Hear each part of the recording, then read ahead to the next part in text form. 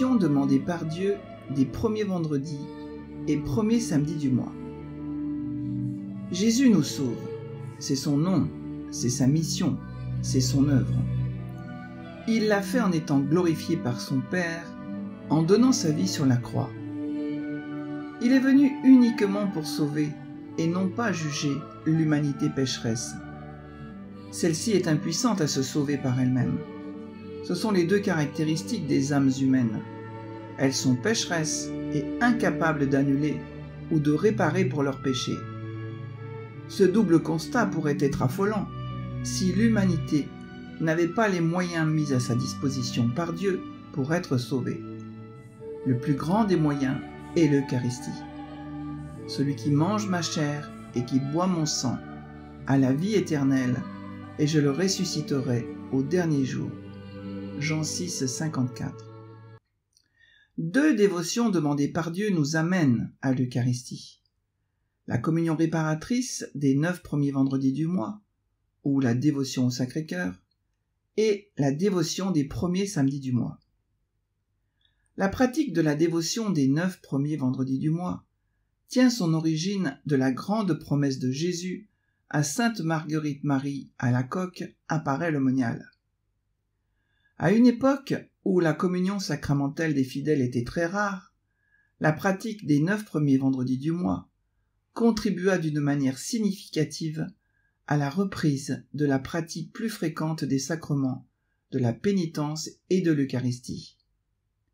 Aujourd'hui, la dévotion des premiers vendredis du mois, si elle est pratiquée de la bonne façon, peut porter d'innombrables fruits spirituels. Par l'insertion intégrale de cette promesse dans la bulle de canonisation de Sainte Marguerite Marie, le 13 mai 1920, le pape Benoît XV a encouragé la pratique des communions réparatrices des 9 premiers vendredis du mois en l'honneur du Sacré-Cœur. Voici les 12 promesses de Jésus pour la dévotion au Sacré-Cœur. Je leur donnerai toutes les grâces nécessaires à leur état. Je mettrai la paix dans leur famille. Je les consolerai dans toutes leurs peines. Je serai leur refuge assuré pendant la vie et surtout à la mort. Je répandrai d'abondantes bénédictions sur toutes leurs entreprises. Les pécheurs trouveront dans mon cœur la source et l'océan infini de la miséricorde. Les âmes tièdes deviendront ferventes. Les âmes ferventes s'élèveront à une grande perfection. Je bénirai moi-même les maisons où l'image de mon Sacré-Cœur sera exposée et honorée. Je donnerai aux prêtres le talent de toucher les cœurs les plus endurcis. Les personnes qui propageront cette dévotion auront leur nom écrit dans mon cœur où il ne sera jamais effacé. Je te promets, dans l'excès de la miséricorde de mon cœur, que son amour tout-puissant accordera à tous ceux qui communieront les premiers vendredis du mois, 9 fois de suite, la grâce de la pénitence finale, qu'ils ne mourront point dans ma disgrâce, ni sans recevoir leur sacrement, et que mon divin cœur se rendra leur asile assuré à cette dernière heure. Les conditions. Il faut recevoir la communion 9 premiers vendredis du mois consécutifs, sans interruption. Il faut avoir l'intention d'honorer le Sacré-Cœur de Jésus et d'obtenir la grâce de la pénitence finale. Il faut offrir chaque communion en réparation pour les offenses commises contre le Saint-Sacrement. Petite fille, Sainte Marguerite Marie à la Coque, 1647-1690, s'adonnait davantage aux joies de la prière et de la contemplation qu'aux jeux d'enfants, héritant certainement de la grande piété et vertu de ses parents. Une lourde croix lui fut donnée à porter dès ses 8 ans, quand son père mourut d'une pneumonie. Elle est alors envoyée chez les sœurs urbanistes, où la paix, la dévotion et la rigueur de l'ordre ont permis à son âme de s'élever encore davantage. Très tôt, elle trouve un grand réconfort auprès du Saint-Sacrement. Impressionnée par sa foi, ses sœurs l'invitent à faire sa première communion dès ses 9 ans. À 11 ans, Marguerite Marie souffre de paralysie pendant 4 mois, suite à une fièvre rhumatismale. La petite sainte embrasse sa croix à travers le Sacré-Cœur de Jésus dans l'Eucharistie. C'est à ce moment-là que Jésus commence à lui offrir des visions, en consolation et en récompense de sa dévotion au Sacré-Cœur. Marguerite Marie en reçoit notamment une de la très sainte Vierge qui l'appelle à vouer sa vie à Dieu, ce qu'elle fit avec une ferveur extraordinaire. Suite à cette vision mariale, elle est guérie de sa paralysie.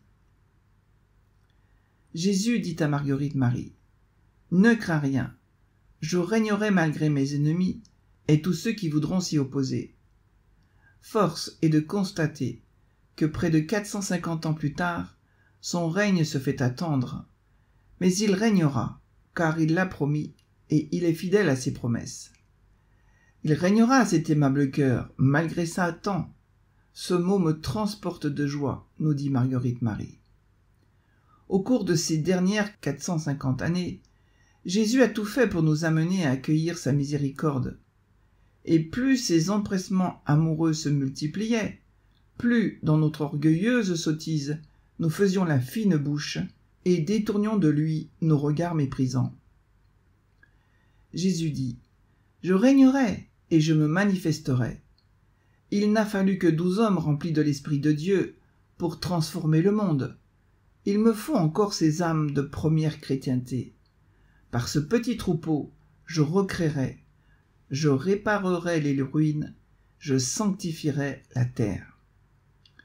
Pour régner sur le monde, le Sacré-Cœur de Jésus doit commencer par régner sans partage sur notre propre cœur, en nous convertissant, en nous donnant au Sacré-Cœur, en accomplissant ces demandes de la communion réparatrice des 9 premiers samedis du mois. Nous posons le premier jalon de ce règne bienheureux. Jésus dit : « Je veux pardonner, je veux régner, je veux pardonner aux âmes et aux nations, je veux régner sur les âmes, sur les nations et sur le monde entier. Pour régner, je commencerai par faire miséricorde, car mon règne est un règne de paix et d'amour. Voilà la fin que je veux réaliser, voilà mon œuvre d'amour. » Seigneur Jésus, vous qui êtes venu allumer un feu sur la terre, je m'abandonne aujourd'hui à la volonté du Père, dans le souffle de l'Esprit Saint. Purifiez mon cœur, embrasez-le d'amour et de charité. Faites grandir en moi le désir de la sainteté. Par le cœur immaculé de Marie, je me consacre tout entier à votre cœur, pour vous aimer et vous servir.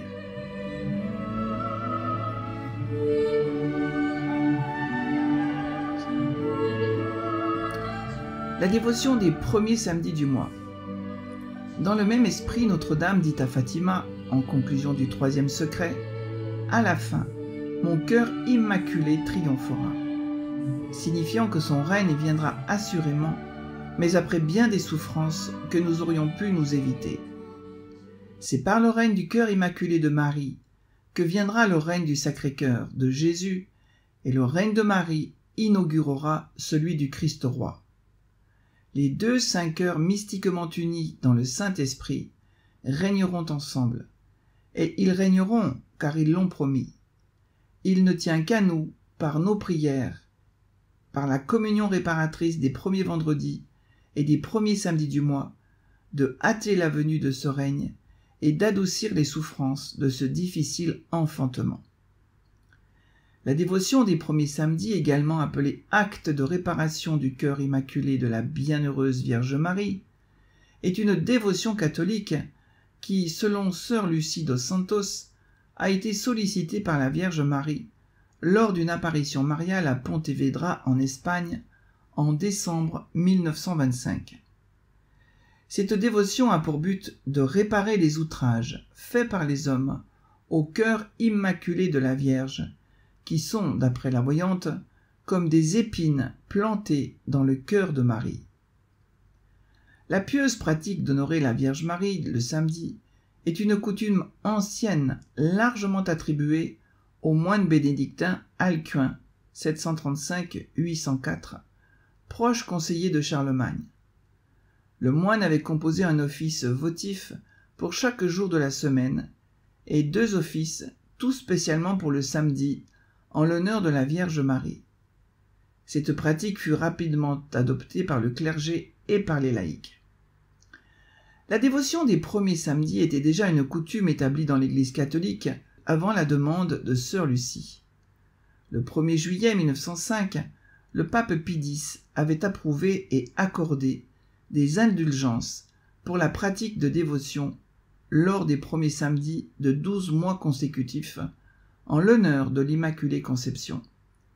Cette dévotion ressemble beaucoup à la demande de la Vierge Marie lors des apparitions de Pontevedra. Selon Lucie, Marie demanda l'institution de la dévotion des 5 premiers samedis en réparation des blessures infligées à son cœur immaculé. Regarde, ma fille, mon cœur entouré de ces épines, avec lesquelles les hommes le percent à chaque instant, de leurs blasphèmes et de leurs ingratitudes. Toi, au moins, cherche à me consoler, et ainsi je t'annonce, je promets d'assister à l'heure de leur mort, avec la grâce nécessaire à leur salut, tous ceux qui, avec l'intention de me faire réparation, iront se confesser le 1er samedi de 5 mois consécutifs, et qui recevront la Sainte Communion, réciteront 5 dizaines du rosaire, me tiendront compagnie durant 15 minutes en méditant sur les 15 mystères du rosaire. Les fidèles de Fatima croient que la dévotion des premiers samedis aide à consoler les chagrins de Dieu, de Jésus et de la Vierge Marie pour les péchés commis contre son cœur immaculé. Il faut donc faire une confession sacramentelle. La confession peut avoir lieu 8 jours avant ou même après la réception de la Sainte Communion, mais celle-ci doit être reçue avec dignité et dans un état de grâce, en tenant compte du fait que Jésus est physiquement présent dans l'Eucharistie par la transsubstantiation. L'intention de réparer le cœur immaculé de Marie peut être gardée à soi-même, il n'est pas nécessaire d'avertir le confesseur. Il faut recevoir la Sainte Communion, qui doit être reçue dans les 24 heures du premier samedi du mois. La présence à la messe est facultative. Recevoir la Sainte Communion dans le cadre de ces 2 dévotions doit être consciemment conçu comme un acte de réparation au cœur immaculé. Pour ne pas omettre l'intention chaque samedi, l'intention générale de dévotion de l'acte de réparation peut être énoncée mentalement avant le début des premiers samedis ou entre les 2. Si la personne a une raison valable de ne pas assister à la messe, le fidèle peut consulter un prêtre sur la possibilité de recevoir la communion en privé ou un autre jour avec l'intention de faire de cette communion une partie intégrante de la dévotion. Il faut réciter un chapelet de 5 dizaines. Le chapelet doit lui aussi être récité avec l'intention de réparer. Il faut méditer durant 15 minutes sur les mystères du rosaire. Cette méditation doit également être faite dans un acte de réparation au cœur immaculé de Marie. Les méditations peuvent être récitées sur les 15 mystères ou moins, mais elles doivent durer 15 minutes. Cette méditation est en plus, c'est-à-dire séparée de la récitation du chapelet. Cette méditation peut être priée seule ou en groupe, avec ou sans l'aide des Saintes Écritures. Les dévotions des 5 premiers samedis diffèrent des dévotions similaires des autres jours, en ce sens que tout devrait être fait avec l'intention spécifique de réparer les blasphèmes infligés à la Sainte Vierge, les blasphèmes contre l'Immaculée Conception, contre sa virginité, contre sa maternité divine et la reconnaissance de la Vierge comme mère des hommes, les blasphèmes de ceux qui cherchent à semer dans le cœur des enfants l'indifférence, le mépris ou même la haine de la Vierge Immaculée, les offenses et outrages qui sont faits en saccageant ou en souillant les saintes images de la Vierge. On voit donc que le plus grand moyen de réparer est celui de l'Eucharistie. Dans l'Évangile selon saint Jean, au chapitre 6, versets 51 à 58, nous lisons « Amen, Amen, je vous le dis, si vous ne mangez pas la chair du Fils de l'homme Et si vous ne buvez pas son sang, vous n'aurez pas la vie en vous. Celui qui mange ma chair et boit mon sang a la vie éternelle, et moi, je le ressusciterai au dernier jour. En effet, ma chair est la vraie nourriture, et mon sang est la vraie boisson. Celui qui mange ma chair et boit mon sang demeure en moi, et moi je demeure en lui. De même que le Père qui est vivant m'a envoyé, et que moi je vis par le Père, de même aussi celui qui me mangera vivra par moi. Tel est le pain qui descend du ciel. Il n'est pas comme celui que vos pères ont mangé. Eux, ils sont morts. Celui qui mange ce pain vivra éternellement.